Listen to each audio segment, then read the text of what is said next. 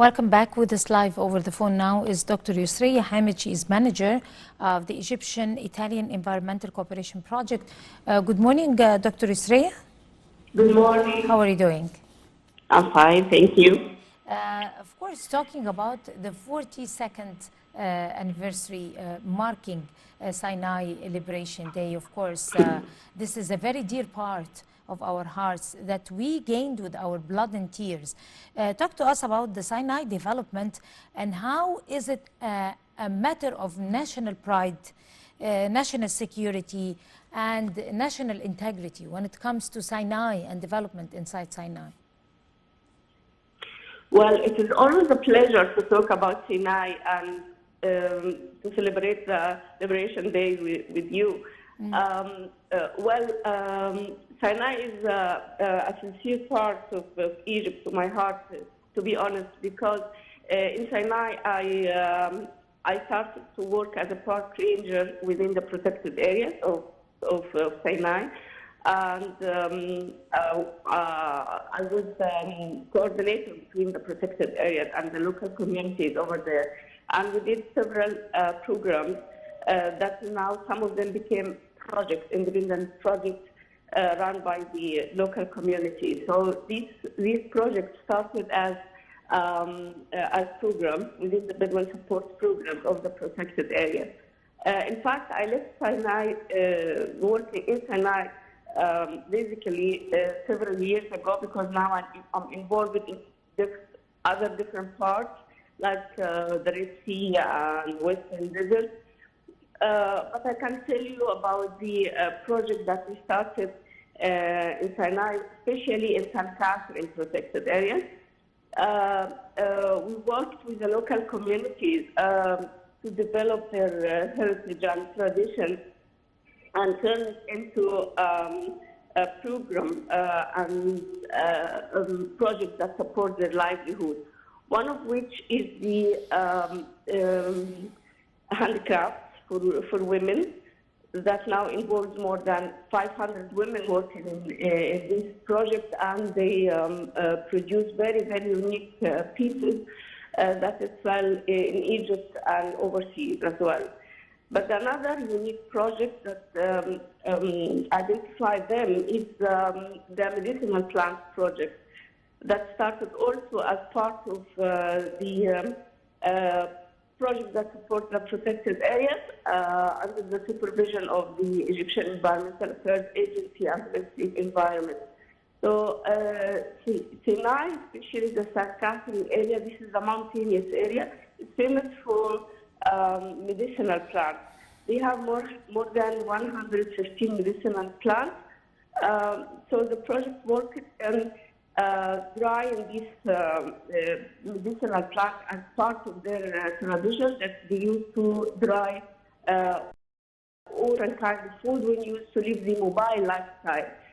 So what they did, they developed this medicinal plant, and they are now selling it through the Medicinal Plant Association. And it also became an independent project.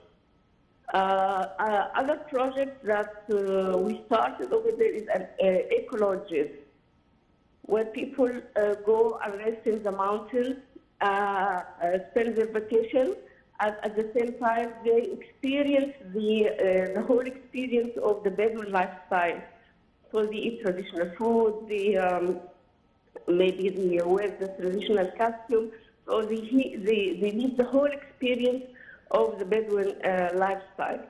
So this is what started with them. But right now, I'm developing community-based natural resource management scheme for the Bedouin communities in different districts. As I said in the beginning, on the Red Sea and on the Western Desert. The Chabaan schemes enable the communities to co-manage the natural resources with the management of the protected areas. And we started also in Sinai, in San Catherine, and it was built around the medicinal plants in Sinai. Well, now the scheme that we're developing is built around ecotourism. So we build different ecotourism destinations, and we enable the communities to work on them. And the co-management, where they work side by side with the protected areas to survey and manage the natural resources. So recently, we surveyed the main species on the Red Sea, like the acacia trees, the mangrove trees, and other species such as the dogong and the sea turtle and the city falcon as well. So they supported to survey these species based on their traditional knowledge. I think that's all from my side. Thank you. Right. From your own perspective, what are the measures required to be able to turn Sinai into a total new industrial, cultural, educational hub? Right. Oh, okay. The key word is culture. Actually, what I do through my work, I search on the tradition and the heritage of the community, and I see what identifies this culture. Then I start to build on it. So, as you mentioned, education in Sinai. In the area of St. Catherine especially, I developed an environmental education program that is based on the traditional heritage of the local community. And this program worked very well because it was derived from their own culture and own tradition. And I involved some of the elders of the local community in the program, and it was very, very successful. I tried to implement it elsewhere as well in areas that are similar to us, and especially similar to Sinai, such as Jordan and Saudi Arabia. And they adopted the same idea of teaching children their traditional culture, to teach them on environment based on the tradition. And so what we do, we see the culture, what is unique about their culture, and build on it. That, like the ecology that was built in St. Catherine, it was very successful because it is run by the local communities themselves and use their traditional technique of building, constructing the ecology itself, and the tradition and culture where they run the ecology. So from my perspective, we should dig more on searching on the traditional knowledge and heritage, and we'll find loads of ideas that support Sinai and its community. Right. So how do you evaluate the government's efforts in its plight of developing Sinai, in provision of water resources in Sinai, in all those sectors? Yeah, of course, we really appreciate what the government is doing in Sinai and all over Egypt, of course. And we value their efforts, and we do our best to support the government. I mean, we are supporting the Ministry of Egyptian-Italian project. And by the way, the Italian project is run by the United Nations Development Program, but under the supervision of Egyptian Environmental Affairs Agency and the Ministry of Environment. So we work side by side with them, and we appreciate all the effort that they are doing to support the Egyptian people and enhance their livelihood. Right. So how do you assess the efforts, or how do you view the youth in Sinai and their activities, their aspirations? How do you assess them? Have you been in contact with youth in Sinai? How do you assess the progress of youth in Sinai? Well, in fact, as I told you, I have not been working in Sinai within the last 10 years, but I'm in touch with them personally. But I didn't go actually to St. Catherine or to Sinai, but perhaps very recently we'll have a project over there, so we would be able to assess, but I cannot judge on a personal level. However, what we see on the TV on the efforts that is done over there, for the youth and especially women, I'm very proud of it. I mean, yesterday I was in a conference for women empowerment, and it was actually very inspiring to see what the government is doing, and the people themselves, they really appreciate what the government and especially President Sisi is doing in supporting the women empowerment. Right. So different ministries are investing already in the area. Would you shed more light over the investment projects injected there and the developmental plan that is being implemented? Well, right now I cannot speak on this because I'm working in different areas. So I'm sorry, I cannot answer this question because right now I'm not working in Sinai. Right, but generally speaking, as we are speaking right now, we already know from the media and following up over the governmental projects, the different ministerial projects were implemented and ministerial decisions were taken to implement projects concerning or targeting educational plans, developmental plans there, universities built in Sinai, also industries, different industries, like you said, handicrafts and tourism industries taken also inside Sinai, youth activities and youth projects to empower and enforce labor force also inside Sinai, providing job opportunities for women, also small businesses. These are all... of course. This is what I said. I mean, what we see on the media make us so proud of all the efforts that have been done. But what I'm saying is that I cannot speak about specific projects because I'm not working over there right now. I'm working on the Red Sea and the Western Desert. And they right now are doing lots of activities. Right. Talking about the Red Sea and the charm of the Red Sea, probably we as Egyptians know well, and people who have visited Egypt know the charm of this particular place in Egypt. Sinai also have beaches, even much more magical than the Red Sea. But probably not everybody knows that. Yeah, well, Sinai is very famous in the media. I mean, Ras Muhammad National Park and other areas. Perhaps you are honest because some areas like Nab, Abu Galoum, they are very pure and the nature there is amazing.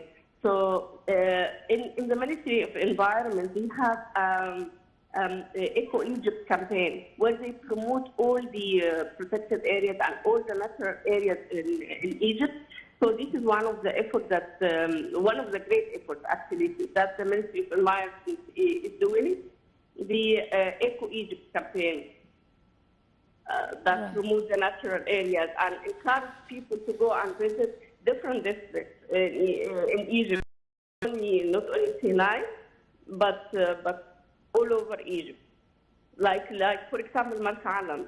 Marsa Alam is one of the areas that people do not know well, but it is well known internationally.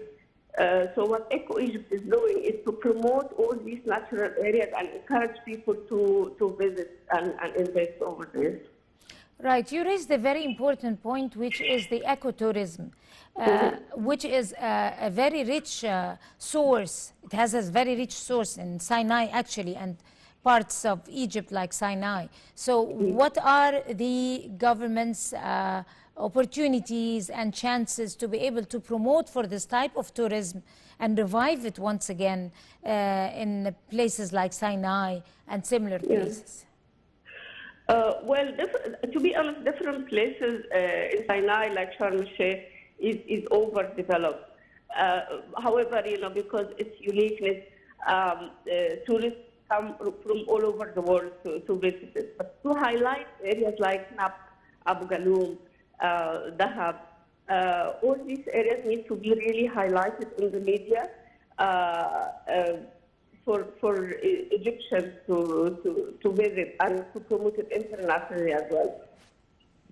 Right. So talking about providing job opportunities and empowering the labor force in Egypt, do you think the people from the Nile Valley can be able to move and settle and work in Sinai now, or we still have more time to be No, able to? of course, no, of course they can. Of course they can, and they are already there because as we were talking about ecotourism and tourism sector, it absorbs many youth from the Delta and from all over Egypt. So people like to enhance their livelihood, and you cannot enhance your livelihood while you are sitting at home. You should move and go to different places. I mean, I went to Sinai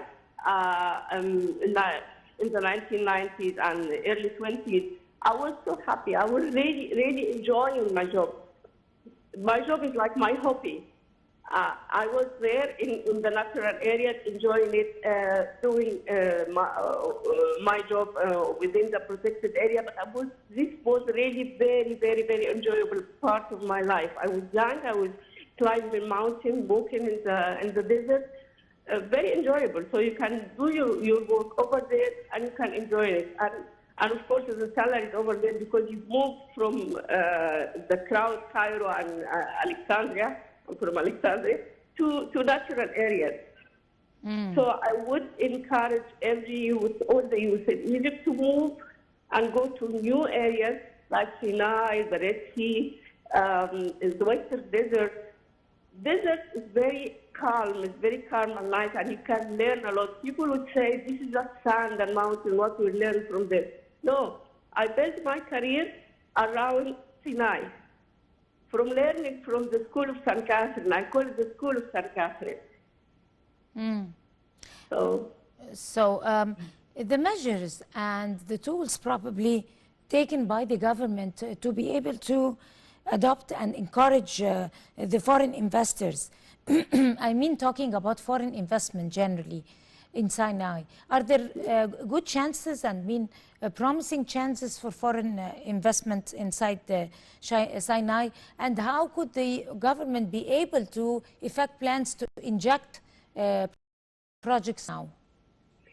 Of course, these areas are very, and it's not challenging as well, actually, because you do projects in Cairo and in these large cities, very challenging. But in Sinai, it's very promising, very unique, and it attracts many investors, foreign investors. I know different companies that work in tourism in Sinai and in the Red Sea.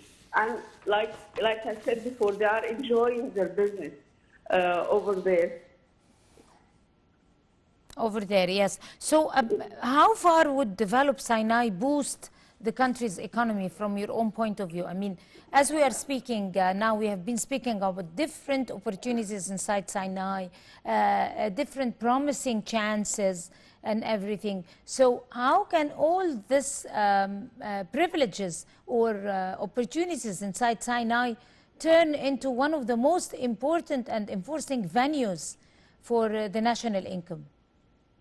I think it is one of the important national venue for the country right now, and I think the government is doing lots of efforts to develop it more. I mean, all these roads that constructed from Cairo to Sinai and the Red Sea, they will encourage the investors to come. I mean, the government is building roads.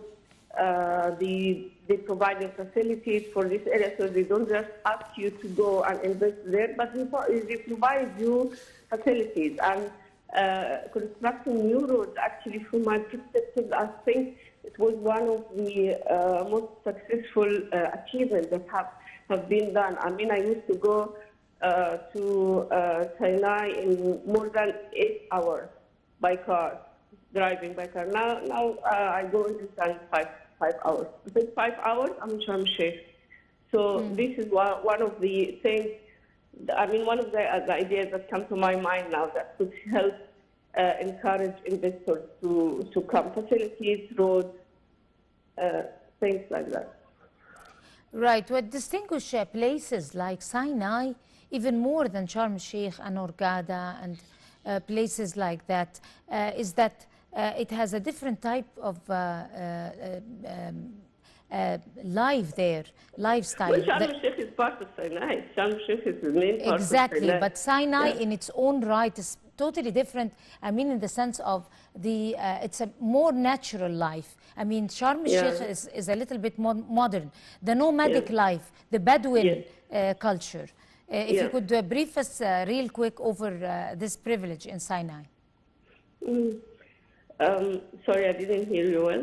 Your last sentence, I didn't hear. I mean, no, I mean, talking about the Bedouin lifestyle and nomadic style of life inside Sinai, the culture there. Yeah, yeah. This one needs to really be highlighted more. I mean, even Eco Egypt campaign, they are doing people of our country. And what they do, they highlight the culture and tradition of the local communities. We built visitor centers in Sinai that explain about biodiversity, but at the same time explain the tradition of the local community, how they deal with the natural environment. So this is what needs to be highlighted more in the media, the tradition of the Bedouin communities, their interaction of the environment. We consider the local communities with their traditional culture are conservationists by nature. Right. So this really needs to be highlighted and to be more integrated on the businesses that is run right now. I mean, some of the companies, they have social responsibilities and they do involve the local communities in their activities, but others not. And other companies, they don't understand the Bedouins and their culture, and they prevent them of working with them. So these people need to learn more about the culture and tradition, and they know that they will benefit more and they will add value to their business if they involve the local community and use their culture in their business, like others are doing, and we have very, very successful models right now that we are cooperating with on the retreat. Right. On that note, of course, Dr. Yousra Hamid, you are a manager of the Egyptian-Italian Environmental Cooperation Project. Would like to thank you so much talking to the Breakfast Show, and you have a beautiful day. And we're going to go to a short break, and we'll come to continue the show, so stay with us. Thank you. Thank you. Okay. Bye.